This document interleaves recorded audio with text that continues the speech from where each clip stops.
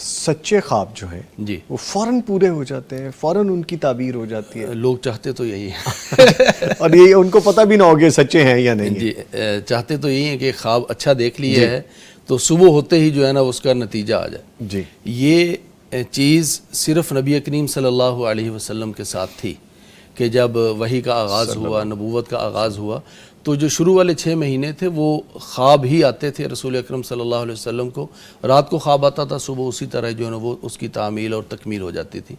لیکن ہمارے لیے ایسا نہیں ہے، بلکہ ہم کیا ہیں، ہم سے پہلے جو خوابوں کی تعبیر یا اس دنیا کے امام یعنی حضرت یوسف علیہ السلام، جن کے بارے میں اللہ تعالیٰ نے خاص طور پہ فرمایا کہ ہم نے ان کو خوابوں کی تعبیر سکھائی، اور پھر جب انہیں بادشاہت وغیرہ سب مل گئی، پھر جب اللہ تعالیٰ سے انہوں نے خاص دعا کی نا کہ یا اللہ مجھے قیامت والے دن نیک لوگوں میں شامل فرمانا، مجھے مسلمان کر کے جو ہے نا وہ دنیا سے لے جانا، وہاں اپنے اوپر جو انعامات تھے ان کا تذکرہ کیا، اور ان تذکروں میں ایک یہ تھا کہ یا اللہ تو نے مجھے خوابوں کی تعبیر سکھائی ہے، یہ تیرا بہت بڑا انعام ہے. جی. تو حضرت یوسف علیہ السلام کا خواب بھی فی الفور تو پورا نہیں ہوا تھا. خواب تو بہت اچھا دیکھا تھا، لیکن ہوا کیا تھا اس کے بعد؟ بھائیوں کی چپقلش، بھائیوں کا حسد، کنویں میں گرنا، جیل کے اندر جانا، عورتوں کی سازشیں، بہت سے معاملات ہوئے. اب فی الفور اس کی تعبیر نہیں آئی، 11-12 سال، بلکہ 11-12-15 سال کے قریب جو ہے نا وہ ایک عرصہ گزرا. اور اس دوران ان کے والد گرامی جو بتا رہے تھے کہ بیٹا یہ خواب اپنے بھائیوں کو نہیں بتانا، ان کی اپنی بینائی بھی چلی گئی اسی دوران. یعنی ابھی اس خواب کی تعبیر مکمل نہیں ہوئی، اور حضرت یوسف علیہ السلام کے والد گرامی کے سامنے وہ تب تک تو پتہ بھی نہیں تھا کہ میرا بیٹا زندہ بھی ہے یا نہیں، کہاں موجود ہے یا کہاں چلا گیا، کوئی ایسا نہیں تھا. اور ان کی بینائی بھی چلی گئی، والد کی بینائی چلی گئی، بیٹا جو ہے وہ کنویں میں، جیل میں، سازشوں میں. لیکن خواب کیا تھا؟ 11 ستارے ہیں، چاند اور سورج ہے، وہ سجدہ کر رہے ہیں. تو فی الفور تعبیر نہیں ہوئی، لیکن اللہ تعالیٰ نے وہ مراحل سے گزارنے کے بعد جب تعبیر دی تو پھر بالکل ویسا ہی تھا جیسا انہوں نے خواب دیکھا تھا. اس لیے فی الفور تعبیر جو ہے نا وہ مکمل نہیں ہوتی، سال ہر سال لگ سکتے ہیں. اس کی کئی مثالیں ہم نے یہاں بھی ڈسکس کی ہیں کہ 5-7 مہینے. سر ہم نے 30 سال والی بھی ڈسکس کی ہے کہ 30 سال لگے ہیں. اور اس میں یعنی مولانا عبد المالک مجاہد صاحب نے اپنا تذکرہ بھی کیا باقاعدہ اس طرح سے. تو 30 سال بھی لگ سکتے ہیں کسی خواب کی تعبیر کے لیے.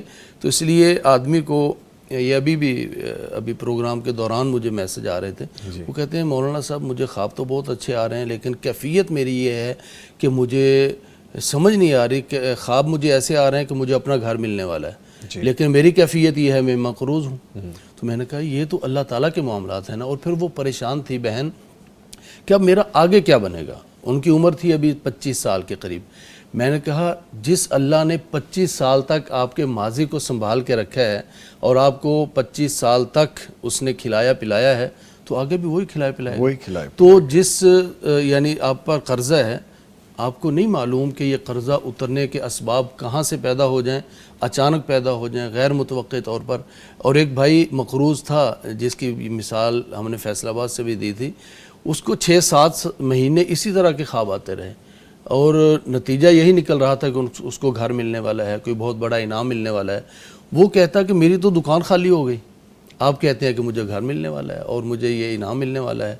میرے تو بچے سکول کی ٹیوشن نہ دینے کی وجہ سے وہ سکول سے گھر آ کے بیٹھ گئے ہیں، اور آپ مجھے یہی بتا رہے ہیں. پھر ایک دن مجھے ان کا میسج آیا، کال آئی کہ اللہ تعالیٰ نے مجھے 40-45 لاکھ کا گھر دے دیا ماشاءاللہ. تو یعنی یہ ہوتا ہے کہ انسان کو 6 مہینے 7 مہینے یا سال 2 سال 5 سال 10 سال بھی انتظار کرنا پڑے، لیکن اس کی تعبیر ہو جاتی ہے. اس لیے جلدی نہیں کرنی چاہیے. سر یہاں پہ چونکہ بات اب اس طرف آ گئی تو پوچھنے والوں کے، سننے والوں، دیکھنے والوں کے ذہن میں یہ بھی آ جائے گا کہ وہ ایک طرف تو مقروض، دوسری طرف آثار کوئی نہیں، صرف ایک خواب کے علاوہ، پھر وہ کیسے مل گیا، کیا ہوا، وہ بھی چیزیں سامنے آئیں. اب یعنی جو خواب ہوتے ہیں نا، رسول اللہ صلی اللہ علیہ وسلم نے فرمایا کہ اچھے خواب مبشرات ہیں، خوشخبریاں ہیں، اور یہ خوشخبری اللہ تعالیٰ کی طرف سے ہے. انسان جب بالکل حالات میں گھر جاتا ہے اور ہر طرف سے مایوسی آنے لگتی ہے، تو یہ خواب، اچھے خواب اللہ تعالیٰ کی طرف سے ایک امید کا دروازہ کھولتے ہیں. تو جب انسان پر امید ہوتا ہے نا، مایوسی سے نکلتا ہے، اور پھر جب اللہ تعالیٰ سے تعلق جوڑتا ہے، پھر اللہ تعالیٰ انسان کو موت کے منہ سے بھی نکال لیتا ہے. انسان چھوٹا سا کوئی عمل कर ले। और इसलिए रसूल अकरम सल्लल्लाहु अलैहि वसल्लम का फरमान भी है कि इंसान के पास कोई छोटा सा ऐसा अमल होना चाहिए जिसका सिर्फ उसे पता हो, उसके परवरदिगार को पता हो, बस किसी तीसरे शख्स को उसका इल्म ही ना हो। फिर उस छोटे से अमल का फ़ायदा क्या होता है कि जब कभी आप मायूस होने लगते हैं, जब कभी आपके ऊपर ज़िंदगी के दरवाज़े या ज़िंदगी की राहें तंग होने लगती हैं या आजमाइशों में घिर जाते हैं, फिर वो छोटा सा अमल जो आपको और आपके परवरदिगार को पता है, उसे अल्लाह के सामने पेश कीजिए। या अल्लाह, ये वो नेकी है जो मैंने संभाल के रखी है, या अल्लाह ये अगर तुझे कबूल है और तेरी रज़ा के लिए मैंने की है तो मेरे लिए ये राहें खोल दे।